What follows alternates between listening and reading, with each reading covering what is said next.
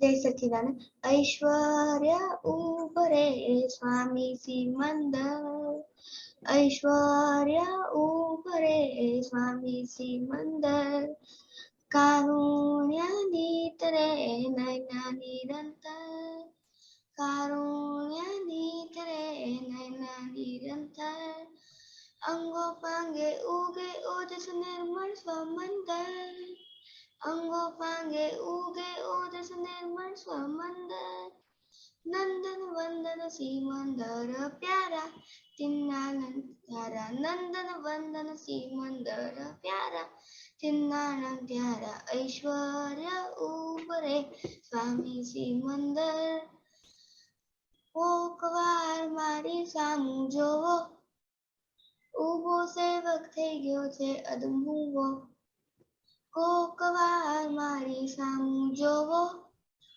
ઉભો સેવક થઈ ગયો છે અદમુવો, હુકમ કરો ત્યાં તુરતે થવું હાજર, સમજતા નહીં મુને મૂંગો ગાજર, હુકમ કરો ત્યાં તુરતે થવું હાજર, समझता नहीं मुने मूढ़ो गाजर। जय सच्चिदानंद।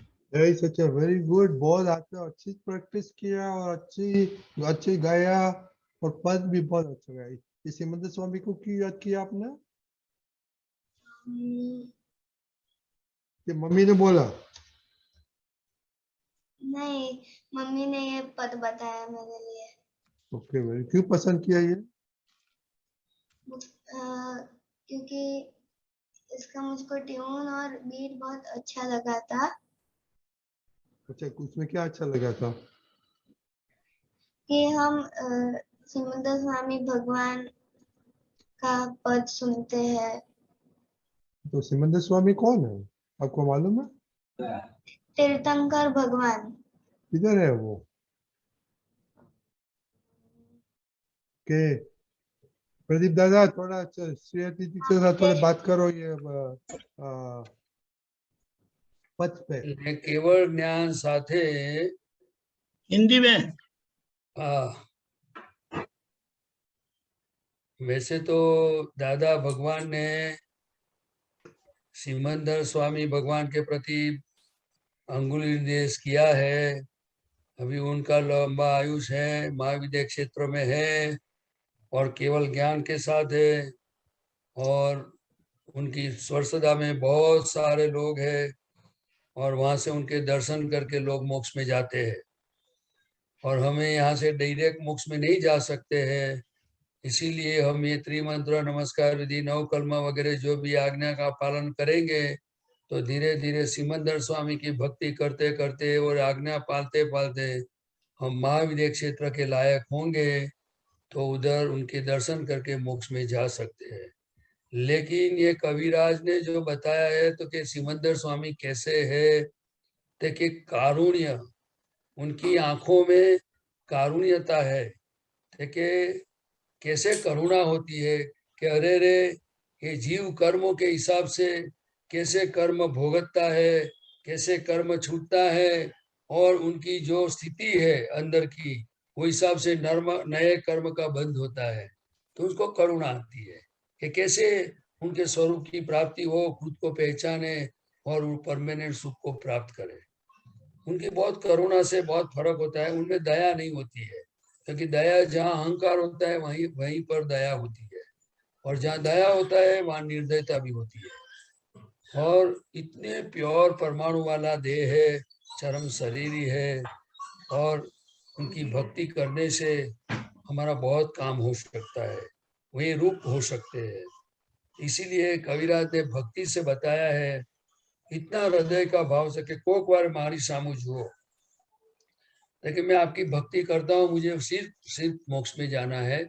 दादा भगवान ने मुझे आपके पास भेजा है, आपसे अनुसंधान करवाया है, तो कि हे सिमंदर स्वामी प्रभु, मैं आपका सेवक हूँ, और मैं खड़े खड़े अभी बहुत इस शरीर से तो थका हूँ, वो तो बराबर है, लेकिन ये संसार की जो यात्रा की है मैंने आज तक, कि इसमें सुख है, उसमें सुख है, पैसे में सुख है, वो सभी से मैं अभी थक गया हूँ, और सिर्फ मुझे मोक्ष में जाना है। बस प्रभु मेरे कृपा करो। और कि मैं कैसा हूँ कि जो अगर आप बोलोगे कि आ जाओ अभी तो मैं हाजिर हो जाऊंगा। मेरे में इतनी शक्ति है नहीं, लेकिन फिर भी मेरी ऐसी भावना है कि आप जो भी कहो वो करने के लिए मैं तैयार हूँ, लेकिन प्रभु मेरा कल्याण करो। आप समझे ना? तो ये समझता नहीं मने मूड़ो गाजर એટલે वो सब कविराज को सब पूरा राइट्स रहता है, लेकिन ये भक्ति का एक प्रकार है। क्या है?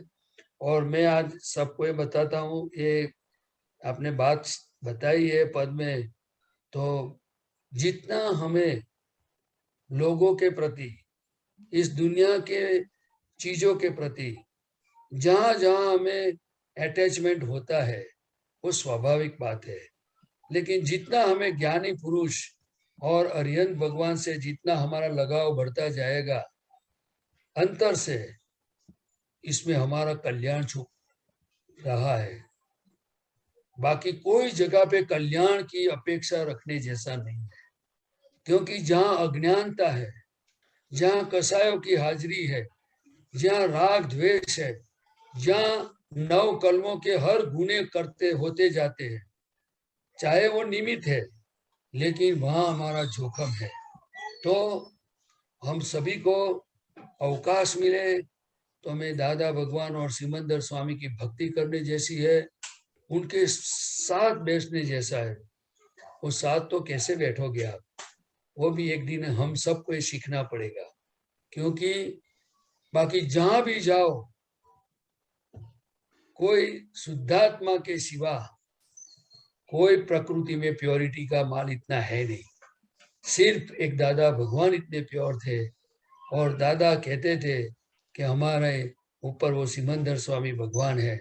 तो अभी आप सबको तय करना होगा कि मेरे पास समय है तो मैं सिमंदर स्वामी दादा के पास बैठूं, भक्ति करूं, मोक्ष की ओर आगे बढ़ूं, या फिर इस दुनिया में भटकता रहूं। आप समझे ना? भटकना समझ में आता है ना कि नहीं आता है? दुनिया में इधर उधर जहीं भी जाना हो जाओ, लेकिन हर जगह पे फसामण है। इसीलिए दादा भगवान ने बताया है, तो ज्ञान देने के बाद भी कहते थे कि आप लोग को फाइल है, इसीलिए मैंने आज्ञा दी है कि फाइलों का संभाव से निकाल करो। आप घर में जाओ, नहीं तो आपके घर वाले सब चिल्लाएंगे। लेकिन ऐसे जो ज्ञानी पुरुष मिले हैं और ज्ञान मिला है, तो उनको छोड़ के कोई जाएगा नहीं। लेकिन आज हम सब देख सकते हैं हमारे अंदर माल कैसा पड़ा है। जितनी वैल्यू कितनी दादा भगवान की, कितनी आत्मा की, कितनी सिमंदर स्वामी की, और कितनी उनके सिवा अलावा कई कई चीजों की वैल्यू हमें है। और जब तक ये सब चीज की वैल्यू पड़ी है, तब तक भगवान की वैल्यू आएगी। कितनी आएगी? कितनी आएगी? बोलो। इस उम्र में आप लोग को फर्स्ट एजुकेशन, सेकंड माता पिता की सेवा और उनको हमारे से दुख न हो, थर्ड दादा ने जो बताया है वो प्रिंसिपल जो त्रिमंत्र नमस्कार विधि, उसमें थोड़ा सिंसियर होना है। चौथा, कुसंग से बहुत सावधान रहने की जरूरत है। कुसंग कौन से दरवाजे से एंटर होता है वो समझने जैसा है।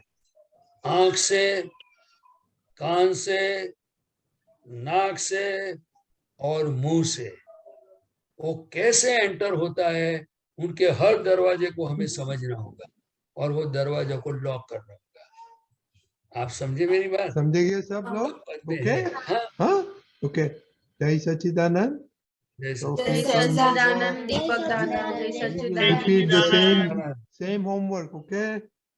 पक्का करने का एकदम। और एक दूसरा बातें हैं, ये सब लोग तो रिपोर्ट लिखते हैं खुशी अहमदाबाद, हाँ और सब लिखते हैं कलम 1, 4, 5, 6, 7 में नो नो नो। जरा सोचो ये 3 में कितनी गलतियां देखा है आपने।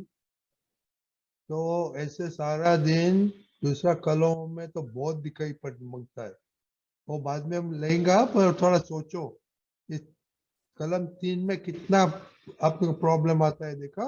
ओके, जय सच्चिदानंद।